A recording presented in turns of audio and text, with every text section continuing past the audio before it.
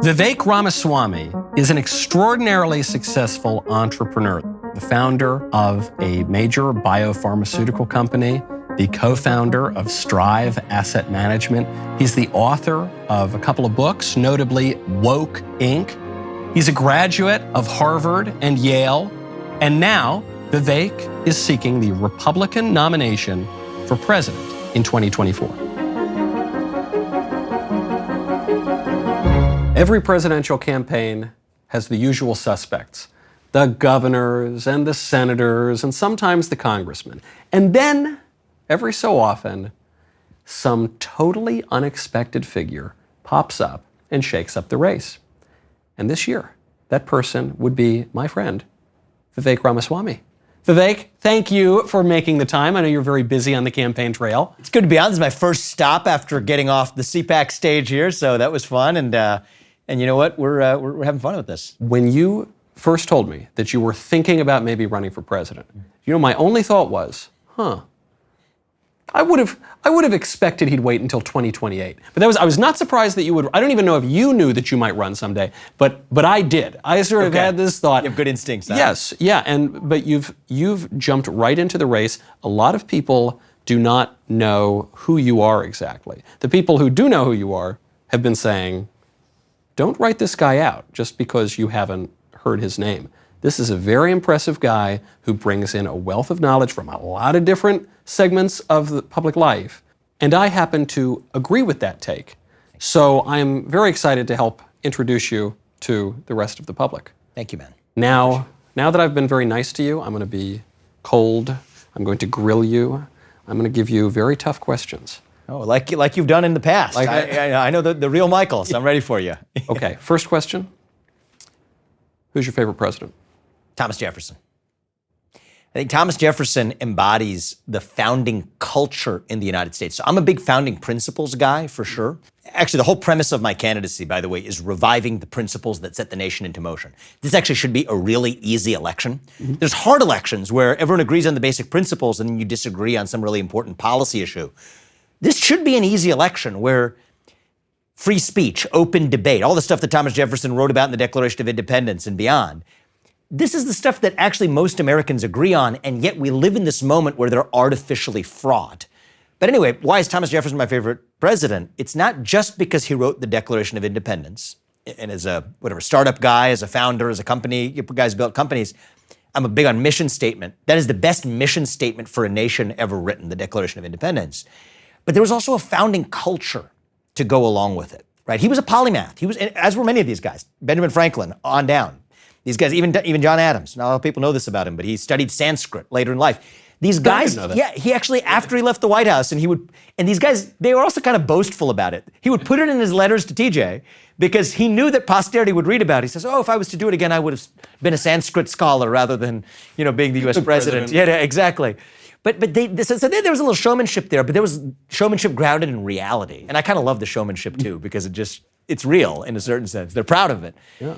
And so Thomas Jefferson, he's writing the Declaration of Independence with his hand, but he realizes that, you know what? I don't really like the chair I'm sitting in, so I guess I would love this idea of a swivel chair. It didn't exist before then, so he just made one. He invented it. He invented the swivel chair to write the Declaration of Independence so that he could actually write the great founding document providing the greatest mission statement for not only the United States or a nation, but the free world as we know it. That's missing today. I think we miss the people who look at somebody else's domain and say, hey, that's for somebody else who has expertise over there, and I'm not supposed to do that because I'm not trained, versus saying, you know what, I'm a human being, we have free will, no one is born with all the knowledge they need to have to do anything, and if I'm hungry enough, most things I could probably figure it out, and if I feel like doing it, I'm gonna do it, whether somebody tells me to or not. That's part of what we're missing too, is not just the founding principles, but a little bit of that founding culture. And the other reason I like Thomas Jefferson from the standpoint of history is that, as is now all too trite and familiar, he was a flawed man. He did not live up to his own ideals. He was, in a very real sense of the term, hypocrite. Life, liberty, and the pursuit of happiness, but not for his slaves. Now, of course, this deserves to be talked about. Over the last few years, it's been over-talked about because that's all anybody can fixate on about an important man's legacy who had much more to him than the worst aspects of his hypocrisies. But he's also a reminder that hypocrisy is only made possible by the existence of ideals. Okay, there's a reason we can't call, big part of my speech just now was about the CCP.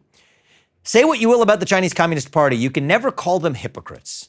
Because in order to be a hypocrite, you had to have ideals in the first place. Right. You can call Thomas Jefferson a hypocrite because he had ideals. And so he's a reminder of not only the existence of ideals, but the fact that we as human beings are flawed, deeply flawed. There will be people 250 years from now that look back at us today and say, weren't they hypocrites? We just don't know what basis they're going to have for saying it, but it's definitely going to happen. Now, La Rochefoucauld said that hypocrisy is the tribute vice pays to virtue. That's exactly right. You said it better than I did. You know, Well, at least La Rochefoucauld did. I don't use speechwriters, but if I did, a few years from now, if I'm successful in the White House, maybe we got to talk. They've been trying to can me from Daily Wire for years, so that would be a great opportunity. Just stay employed for another about 2 years, and then January 2025 we'll talk. Right. So, speaking of these great men and these great writers and thinkers, which book has most influenced your political views? That's a good question. Most. That's a pretty high bar. I would say Friedrich von Hayek's Constitution of Liberty. I think it's an underappreciated work because people read the summaries of someone like Hayek and then they conflate it with like a Nozick, or they conflate it with just the broader theory of libertarian thought, Austrian economist von Mises. And I love all these guys, but they actually had very different and distinctive views from one another. I think Hayek was a cut above. Hayek was a cut above because his case for, what is in bastardized form referred to as libertarianism, it's so reductionist, I kind of cringe as I even acknowledge that description. But it was really grounded in fundamental human respect, human dignity. And so his view was that, I'm going to distill it to sort of a modern practical form here, but let's just take the arguments about redistribution or whatever. His point would be, look, if the argument for redistribution is grounded in human worth, to say that your human worth is tied to the number of green pieces of paper that sit in your bank account, that's the basis for making sure everyone has the same equal number of green pieces of paper. You've got it backwards because you're actually committing a moral error. You're tying someone's moral worth to their financial worth. Right. And that's actually what creates the conditions for rampant mutual disrespect amongst what should be co-equal citizens. And so people miss the fact that his case against unbridled merit and excellence in what we would call free market capitalism today was grounded not in some economic account, which is maybe better tied to Milton Friedman's tradition, but is actually tied to the basic dignity of man itself and the basic dignity of citizens, of nations who are co-equal citizens regardless of the number of green pieces of paper. In some ways, the problem is actually the redistributionists are the ones who also commit the error of fetishizing the accumulation of paper. Right. When in fact, there's more to life, there's more to human worth, there's more to human value than that. And so I thought that was I think what makes some of his work profound and I think should be more persuasive to more people than you would think. Speaking of relating to all of our citizens, some of whom we don't always want to relate to, what is one issue on which you could see yourself reaching across the aisle? And what is one issue on which you could probably never see yourself reaching across the aisle? So I got to say one thing off the gate here, out of the bat. I don't really care about partisan politics that much. Like partisan politics bores me. So like even this talk of the aisle makes me, recoil a little bit because it's so reductionist. I just don't even think Republican versus Democrat is the most relevant political distinction in America today. I'm an unapologetic conservative and we can talk about my views, but the Republican Party, what does that mean? Right? The Democratic Party, what does that mean? These are relatively incoherent concepts. It's sort of designed to shoehorn the real political debates into these sort of artificial categories. I think the real political divide in the modern West, certainly in America, but in the modern West more broadly, is this divide between what I call the Great Reset and the Great Uprising. Right? The Great Uprising is the response to the Great Reset, a view that says you have to dissolve the boundaries between the private sector and the public sector, between nations, between the online world and the offline world, so everybody can work. Men and women. Yeah, that's a different dissolution of boundaries, actually, between the genders. It's all about dissolving boundaries so that the leaders of institutions may work together towards the common collective good. That's the vision of the Great Reset. And it's different from the side I'm on, if I had to pick between the two, the Great Uprising, which says hell no to that vision. We, the citizens of nations, in America, the citizen of this nation, as a citizen of this nation, say, we decide in a self-governing democratic republic, how we sort out our political differences. That's really the divide, the managerial class versus the everyday citizen. One way I might frame it as well is between those who are unapologetically pro-American and those who are, and I think these exist in America today, those who are fundamentally anti-American. Okay? There's a distinction there. The good news is that's an 80-20 divide. It's not a 50-50 divide. So here's what I'll say. If that's the way I draw the aisle, I'm not reaching across the aisle. I'm unapologetically in the pro-American camp, and I'm not making a concession to the anti-American camp other than through persuasion to get them to join our camp.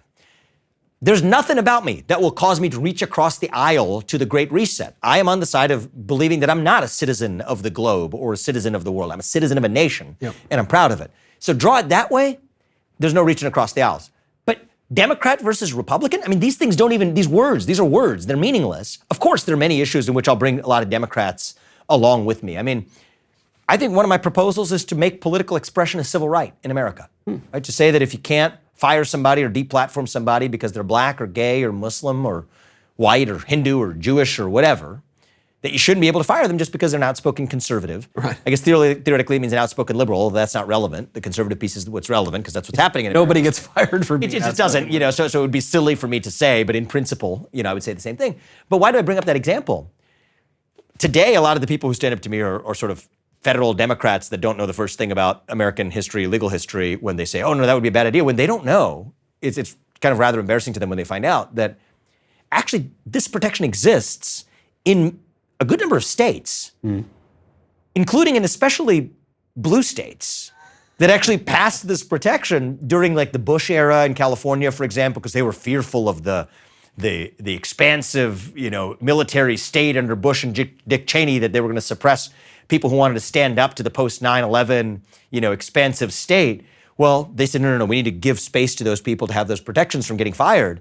And so it sort of proves that isn't a Republican or Democratic issue, but it's just an example of the kind of thing that I'm in favor of.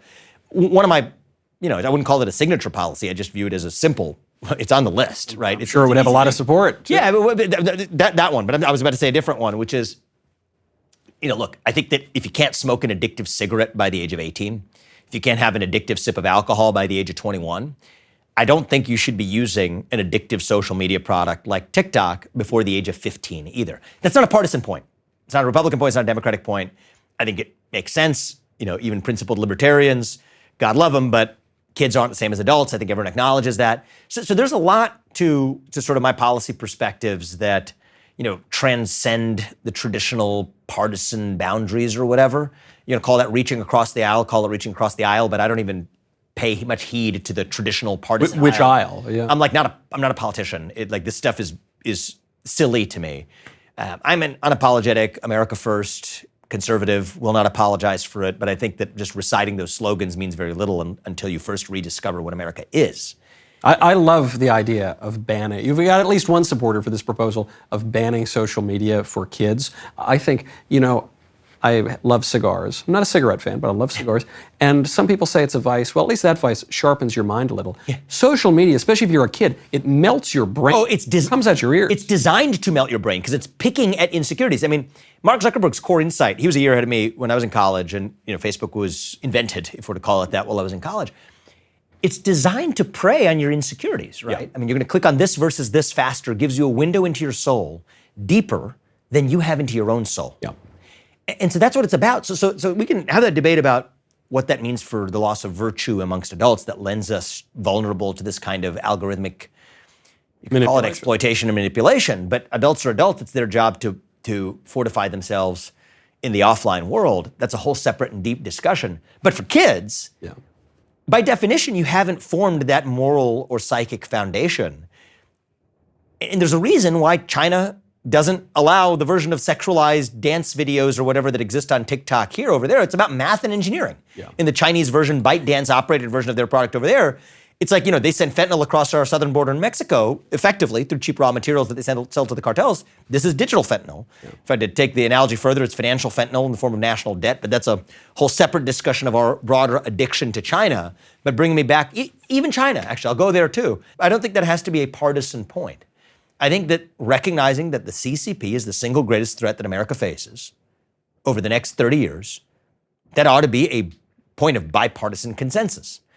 It isn't. I think that we need conservatives who are able to, in greater detail, make the case for that to the American people, make the case because there's going to be some sacrifices in weaning off of China. Cheap goods. Yeah, we got addicted to cheap stuff. It's a form of addiction. We get addicted to everything, from the fentanyl to the digital fentanyl to the cheap stuff. But we can make these sacrifices if we know what we're sacrificing for. Yeah. It's this thing we call America. It's to make sure our children and grandchildren aren't a bunch of Chinese serfs that are somehow citizens of some sort of co-equal, bilateral, global governing equilibrium created between the United States and China, which is what China hopes for. No, they should be the citizens of the greatest nation on earth. But that requires some short-run sacrifice. I think America could use, bluntly, a little less Chamberlain and a little more Churchill. And I think that's a big part of the premise for my candidacy, is to deliver that kind of vision. Speaking of China, Yep. President Ramaswamy gets the call, China has invaded Taiwan. What do you do? So invaded is what we're talking about here, not blockade, right? Either. Yeah, so because I think the scenarios are basically different.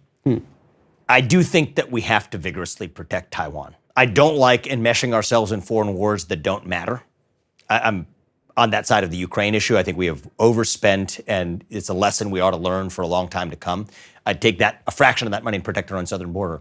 But the reason Taiwan matters is that, unfortunately, our modern way of life depends on it. I mean, the semiconductor chips that power our phones, the semiconductor chips that power our refrigerators that kept this water cold before we're drinking it, all of that comes from this tiny little island nation off the southeast coast of China. And it is a shame that we ever got here, but we are where we are.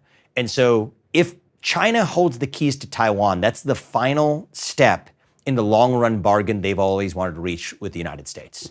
The final coup they wanted to achieve in the 50-year game that they played with Henry Kissinger and won without our knowing it, which is to say that there's a grand bargain. We get your intellectual property, and we'll make your stuff.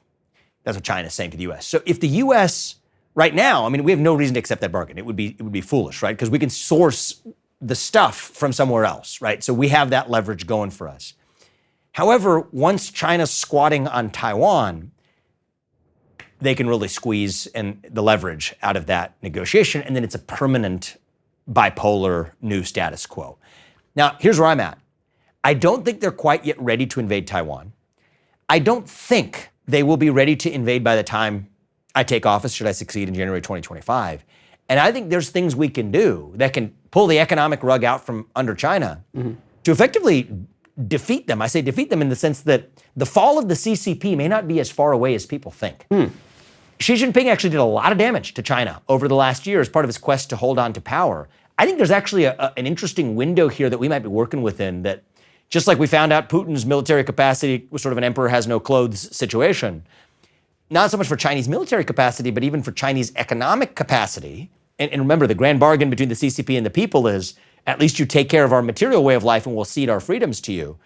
But that doesn't work if they're no longer supporting the material way of life. And so I would go so far as to ban most U.S. businesses from doing business in China unless and until the CCP either falls or reforms its behaviors.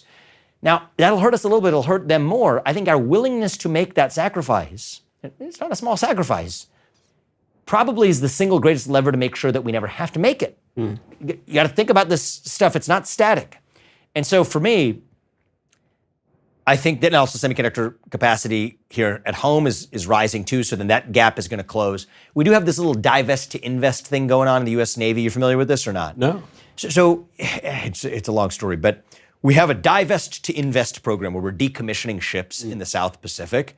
And so our nadir of military capacity in the South Pacific, China's already got more ships in its Navy than we do, but our nadir really is kind of going to be in the 2026, 2027 timeframe. So Xi Jinping's not quite ready yet, so I think that's what he's playing for. So I think the window between January 2025, when if I'm successful and I take office, and in mid-2026 or 2027, that's the window where we got to pull the economic rug out from under China, declare independence from China, decouple. But actually, I think the way it's going to play out is that guts the economic fortitude of the CCP. They lose their mandate in China itself, and we actually are in a very different situation that we should have been and start to get back on the right track that we would have been on had the decisions not been made in 1970s to totally couple with China. Well, I know that's long and complicated, but hopefully some of that made sense. It's a good answer. And you've partially answered my next question, which is on trade. The Republican Party, founded on protectionism and tariffs, then for much of the 20th century, certainly the second part of the 20th century, the Republican Party is the party of free trade. Now the Republican Party doesn't quite know what it is. TBD, right? TBD, so trade under... So I'm not a protectionist. Okay. But vis-a-vis China, the reason I adopt policies that align with those advanced by protectionists is for national security reasons, right? Because I think that this is about China is operating according to mercantilist rules, deputizing capitalism, I use capitalism in air quotes, to advance their geopolitical end of achieving long-run, even military parity with the United States. In China, economic policy and military policy are two sides of the same coin. We in the West, in the United States in particular, adopt a dualist view that military policy is over here and economic policy is over here.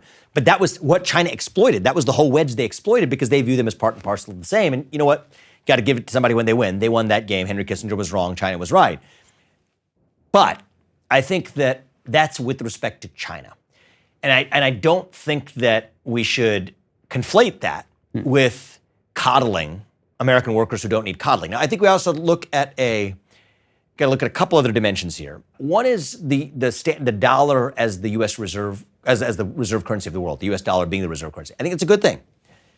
However, that does create some distributive consequences here at home, right? So what does the dollar as reserve currency means? It means there's an extra bid for the dollar above and beyond what would have existed under free market conditions where the dollar was not the reserve currency. Why do we want the dollar as a reserve currency? We then control the financial system. We can freeze a terrorist's assets on demand, whatever. That's a good thing for America, but what does that mean? It means, on average, that tilts the scales of U.S. exports costing more to other countries and U.S. imports costing less. So that systematically does disfavor U.S. manufacturers. So I think there's some areas where we have to not be willfully blind to distributive consequences we create at home from policies that are still good for the nation as a whole. And therefore be mindful of that. Implement other policies to balance them? To negate, to sort of, exactly, to make sure that anything that's protecting the nation as a whole, that we don't abandon the dollar as the reserve currency of the world, but say that we're in that together and that we're not just purposefully blind to the consequences of who's left holding the bag as a consequence. So I think we got to be in that together. But I think that is at the margin, right? And so I think that some of this case for industrial policy bleeds into, and even takes support from people like me, because I'm coming at it from a very different angle vis-a-vis China, to marshal support for what could easily devolve into a form of really economic laziness. I do think that U.S. competitiveness is in part created by having our feet held to the fire, and being the best on the planet means that we're actually doing it because we're the best on the planet. And so vis-a-vis China, what does decoupling from China means? It's not going to all be reshoring into the United States, although it will involve some of that. But it'll also involve looking at, Southeast Asia, India, South America.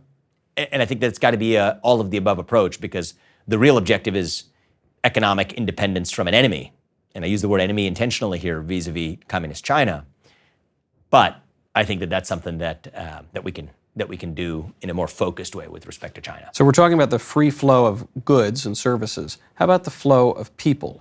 On immigration, assuming that you are opposed to illegal immigration and would like to stop that, then there are some other questions. The question is what to do with the people already here. Does one provide a path to citizenship, say, for the illegal aliens who are currently in the country?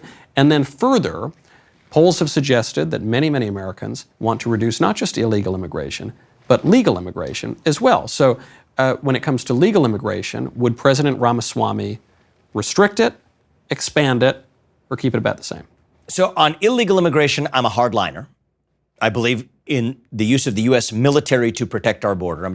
It's a shame that that's a controversial idea, that using our military to protect our border is actually the most controversial use of our military, when in fact using it to protect somebody else's border is somehow perfectly fine. So I'm what you would call a hardliner on the issue of illegal immigration. On legal immigration, I think that we've gotten it wrong. We have a policy of accidental immigration when I think we should have a policy of intentional immigration. We have lottery systems for H-1B visas. I mean, this makes no sense. Why on earth would you want to leave it to a lottery when you could actually just pick the best ones to actually come? Best ones as measured by commitment to the country, likelihood of making contribution to the country, based on their track record and even their educational and economic position in a different country. So I believe in meritocratic, points-based immigration. Now, I've heard that answer before. Okay. Say someone is skilled at some job, and so the company says, we really need this person, and that's the case. But you said something very interesting. You said commitment to the country. which would not presumably just be quantifiable. Civic commitment. Exactly. Yeah. So I think there's this step later on of, first of all, I think we need to bolster the citizenship tests in this country. Not just knowledge, but even enthusiasm, commitment. I think at best, a lot of people grow up and are born as citizens just because they inherit their citizenship and they don't know the first thing about what it means to be an American. Well, a lot of immigrants come to the country today and they're every bit as bad with they don't really know either. No, I think it's got to be somebody who pledges allegiance to that flag and understands the history behind it, understands how we got to where we are, understands what makes America great, and then wants to be a part of it. And so I'm big on this idea of revival of citizenship. And what I'm about to say, I say jokingly, okay? It's not a policy that I think we can actually implement. So these are risky things to say as a political candidate, but I don't care because it's just the kind of thing we ought to talk about openly. I don't hate the idea of pick a sum of money, $50,000, $100,000, whatever it takes for somebody to go make a pretty good life for themselves in some developing nation and God knows where. Mm-hmm. Take the citizens of this country and say, what, if you don't want to be part of this country and you never want to come back, the only condition is you never come back. Here's the money. Go make a great life for yourself, because if you don't believe in what this nation stands for, you don't have to be a part of it. That's okay. You know what? The only thing, then we got to really secure the border, because what's going to happen is a lot of them are going to kind of come back and you got to make sure we keep our end of the bargain.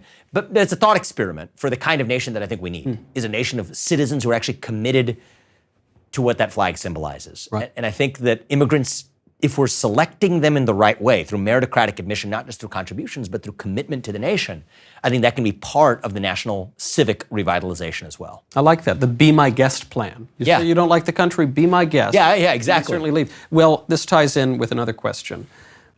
Many on the left don't like the country. They mock the idea of patriotism. They say that this country was evil and rotten from the very beginning. We've heard that for years. Increasingly, a number of people on the right seem to have trouble with patriotism and love of country because they view America as a woke empire that is dedicated, perhaps first and foremost, to spreading, I don't know, transgenderism overseas, and that America basically has lost its way, and so it's very difficult to be patriotic. How would President Ramaswamy recultivate this patriotic love of country in Americans on the left and the right? So I think first is it does start at the top. This is a cultural tone that we're able to set for the country. I think Ronald Reagan did it. He drove a national revival the last time America was in a national identity crisis, which was in the late 70s. I'm committed to restoring the ideals that set this nation into motion 250 years ago, okay? I don't think we achieve national unity by showing up in the proverbial middle.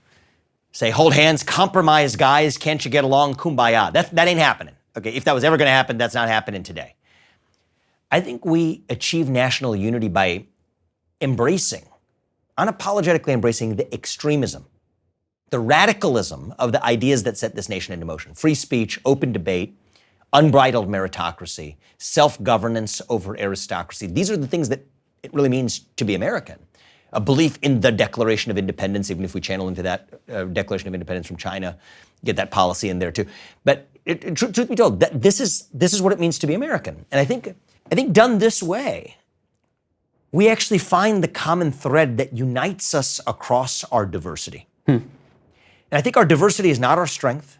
Our diversity isn't even beautiful. Who cares? We have a bunch of different shades of melanin here, right? I'm looking at the camera crew, a bunch of us here. Sicilian, it's always been kind of a liminal, exactly. Racially ambiguous. We've got a spectrum of melanin content. I think it is utterly meaningless. It is neither beautiful nor our strength unless there's something greater that binds us together across our diversity. Without that, we're really just going through the motions as a bunch of higher mammals, like a bunch of animals roaming across this American plain. Yeah, sure, America's beautiful, but so are a lot of other countries, visually speaking. What makes America actually beautiful, what makes America itself, is the existence of that common thread of ideals. And that's what makes e pluribus unum, from many one, mean something. And I think that a policy agenda that flows from those principles, I mean, what have I pledged to that no other U.S. presidential candidate has ever done, I think, but certainly in this cycle no one's yet done, is ending affirmative action. Simple thing. You can do it with an executive order, stroke of a pen. Executive Order 11246, okay? Lyndon Johnson created affirmative action in America. Any president, including a Republican president, including Donald Trump, could have ended it. I know why they didn't. I talked to many of the policy people. I pushed them on this. They said that, well, it's not a political hill we wanted to die on. Maybe it's hard if you're a white guy in the White House to end affirmative action. I don't know. maybe it's because I'm 37, maybe because I'm not. Well, I don't. Maybe it's because I don't care. I'm going to end affirmative action. Abandon climate religion. With the heart of climate religion is really apologizing for the success of the modern West and modern America as we know it. I refuse to apologize for that. But I think that these can actually be unifying ideas. In some ways, these are extreme ideas to some people. But I think it's by embracing the extremism of the ideals that underlie them that'll actually unify Americans across the lines of not just identity politics, but even partisan politics. And again, maybe I'll eat my words, but I think 2024 will be a landslide election. And I'm bluntly running because I think I'm going to be the guy that delivers it. I'm not kidding. I think it's going to happen. I've told people from the beginning, as I mentioned, I said, don't underestimate this guy. He's thought through these things, and there is a coherence. Maybe people totally reject your agenda, but there is a coherence to it. And so let's bring that coherence from the national malaise that you're describing right down to the fundamental political unit. Right now, marriage rates are at or near all-time lows. Birth rates at all-time lows. You're seeing abortion is still pretty high. So the American family is in free fall. Mm-hmm. What policies would President Ramaswamy undertake to reverse that decline of the family? So I think there is a bit of an assault on the family undertaken through the assault on religious liberty in our country too. So this is a longer discussion about religious liberty, but I think it's closely linked to family. I think the Equality Act, which I don't think was appropriately termed, but nonetheless could be a Pandora's box if we let it be. I think for me as president, it's important to hold the line there to say that now you're not going to create the conditions for using that law as a basis for labeling a religious organization to be a hate group or whatever that changes their lending standards. Right? Does it not already? The Equality Act, it already does, right? The Equality Act worsened it, but I think it was a symptom of a deeper trend in this country. And so one of the things that I'm able to do, because I'm not a Christian nationalist, I'm not even Christian, I'm Hindu, right? I went to Christian schools and whatever, and I'm a deeply faith-based person. I can do what somebody who wears their Christianity on their sleeve can't do. And I don't mean that in a bad way. I just mean that literally in modern American culture, it's really difficult for them to do what I can do in offering a staunch defense of not another inch budging on the issue of religious liberty. And I think that's intricately linked to family formation as well.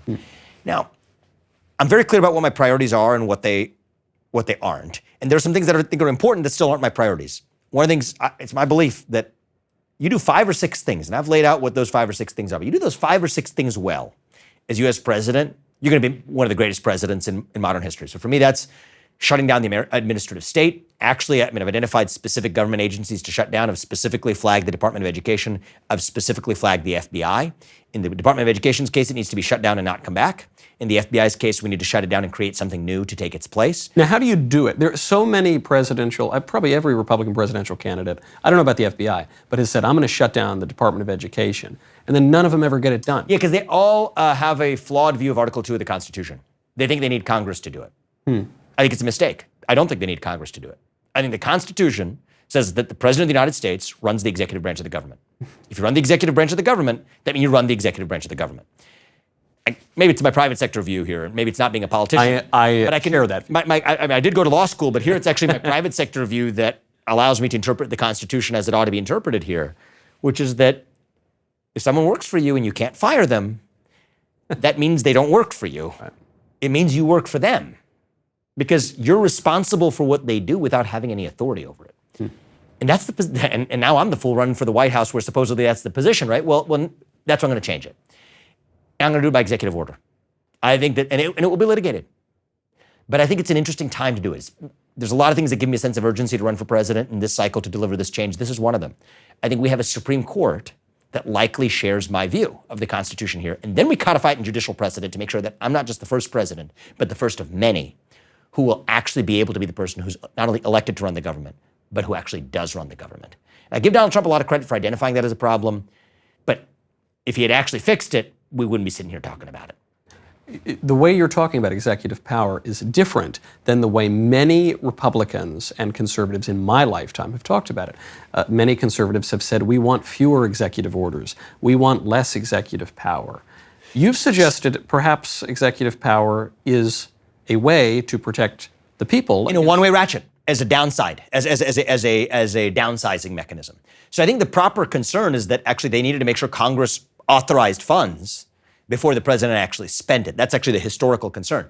But the problem is there was the inverse then built in by Congress, which is an overreach. So this is like the 1974 Impoundment Protection Act passed under Nixon, or was actually to protect against stuff Nixon was doing, which basically said that even if Congress allocates money to a specific agency and the president doesn't want to spend that money, the president still has to. I think it's unconstitutional. I think it's an unconstitutional overreach of Congress. I think it's the symmetric point is the president can't spend money that Congress never budgeted, but just because Congress budgeted it doesn't mean the president actually has to spend it. If they see as the leader of the executive branch that there's waste, fraud, abuse, and so on. Just like a board of directors to a CEO says, here's your budget and research and development, but the CEO says that actually I know that that project is going to fail. Do I still have to spend that money? Absolutely not. It makes no sense. That ought to be the relationship. I think it is the relationship intended between Congress and the president too. So I'm all about being very high resolution on this stuff, but I think as it relates to the exercise of restraint, firing someone, not hiring someone in an agency that didn't exist, but firing someone in an agency that does exist. If you're running the executive branch of the government, you got to be able to do that, or else you're not actually running it. So in a one-way ratchet, in the downsizing realm, I think executive order is absolutely an appropriate mechanism, and I think I'm on constitutionally solid grounds, and I think the current Supreme Court is highly likely to agree with me, which means we codify that in precedent, and I hope every future president, whether they're of the Democratic Party or Republican Party for that matter, thanks hopefully the next administration, if I'm successful, for actually delivering it. I, in fact, share this more expansive view. Oh, good. Okay. All right, good. Power. And as president, you will be the top law enforcement officer in the United States, the capo di tutti capi. Now, we have a big crime problem in the country right now. Some say we have an over-incarceration problem. Some look around at the murder rate, they say we have an under-incarceration problem. Some people say we need to abolish prisons. Some people say we need to build more prisons. I guess one could say that we should keep it exactly the same. Where does President Ramaswamy stand? I do think that there are too many people incarcerated, but there's a problem of being over-inclusive and under-inclusive, right? We're not actually arresting people who ought to be arrested, and we're channeling that to put a lot of people in prison and spend a lot of money on it, even in ways that don't really respect even a law and order culture, because the asymmetry between the two is itself, I think, a legal betrayal. This isn't a policy answer, but it's just a first personal answer. There's a guy who works for me, and I'm glad he works for me, but I'm not glad about the circumstances that brought him to me. He was a cop in Oregon, and he always wanted to be a cop. That was all he ever wanted to do. In fact, he didn't even go to college because he knew the fastest path to being a cop was to actually join the military for a couple of years, because that would make him eligible to be a cop. It was his life dream. And then he goes to Oregon, streets of Portland, Oregon, and this is where he can actually do some good as a cop until they tell him, here are the people you can't arrest. The people who are actually known to be burglars, people who are literally shooting meth on the street. You can see it, but for whatever reason, they've decided that these are the people you can't arrest. Full stop. They've just made that executive decision. It doesn't make any sense why. And so he's left writing traffic tickets for guys who speed or run red lights. So he said, I refuse to pull over the people who speed. I pull over the people who run red lights, but what I started to do is I just refused to write him a ticket. I would just make him pull him over and roll down the window and just say, sir, do you mind not running the red light next time? And he would say, yeah, sure, and I'd let him go. If you can get away with murder, you should be able to get away with the red light. Yeah, and I said, why did you even bother pulling him over? He said, sometimes people would just complain that I didn't pull him over if they saw me, so I would just pull him over and then have a conversation, because I couldn't in good conscience do that. And eventually he became so jaded that he left law enforcement altogether and works for me in a different capacity. But I think the problem is the uneven enforcement of laws as they stand. Now, you don't talk about the DOJ. I'm a big fan of bringing the civil rights revolution into the 21st century by applying it even-handedly. We talked about political expression as a civil right. That's a legislative point. But I do like one of the things I'm going to do with the DOJ is actualize a legal theory that I advanced in Woke Inc. I think it's on solid ground, if I may say so myself, but we lay out all the historical legal precedents that would justify it. So the civil rights protection against discrimination on the basis of religion doesn't just mean that you cannot discriminate against an employee for their religion. It also means that you as the employer cannot force an employee to bow down to your religion. Mm-hmm. So the question is whether the modern DEI agenda or wokeness or whatever fits the Supreme Court's test for what counts as a religion. Turns out it meets that test in spades. Certain clothes you can't wear, words you can't say, apologies you must recite. It's a systematic worldview rather than a worldview on a narrow set of questions. Secular humanism meets the Supreme Court's test for what counts as sacramental. Yeah. So, exactly. So wokeness, certainly meets that test to a T. And so actually much of what you see in corporate America, even in the schools, et cetera, the enforcement of the DEI agenda is actually a civil rights violation, not under a change law, under existing law today. So I'll instruct the Department of Justice to prioritize ridding ourselves of this national cancer by applying, who would have ever thought, our civil rights laws evenly. By interpreting wokeism as a religion. By acknowledging that wokeism is a religion under the Supreme Court's test, under the legal definition of a religion. I've not one but two chapters of this in Woking. One chapter is wokeness is like a religion. Actually, the next chapter is actually wokeness is literally a religion. So the first was colloquial, but the second one we actually just legally meter it against, Yale Law School professor approved. I've had a bunch of people kick the tires on this. I think this is I co-developed it actually with a former law professor of mine. I think this is actionable today. Yep. People ask, what can a president do about the woke epidemic? Well, a lot of it's just fundamentally illegal under existing civil rights statutes. And you know what? People may say, that's the free market. Can't have it both ways. Okay, if you want to get rid of the civil rights laws and the protected classes altogether, let's have that conversation. But so long as we have it, we got to apply those standards even-handedly. And so when I think about the core issues of national identity and culture, I do think that the use of executive authority, even in legal enforcement of civil rights violations or legal violations that are rampant in America today, is a lever that I'll have to use. Well, speaking of enforcement, Vivek, I would like to sit here all night, maybe have a couple drinks, talk about all of this, but the policies instituted by your campaign staff will be enforced on me, and I will be defenestrated if I keep you here one moment longer. Let's roll. Yeah. Great to see you as always. I appreciate it. Thank you for having me. We'll see you out on the campaign trail. We'll see you. Look forward to it.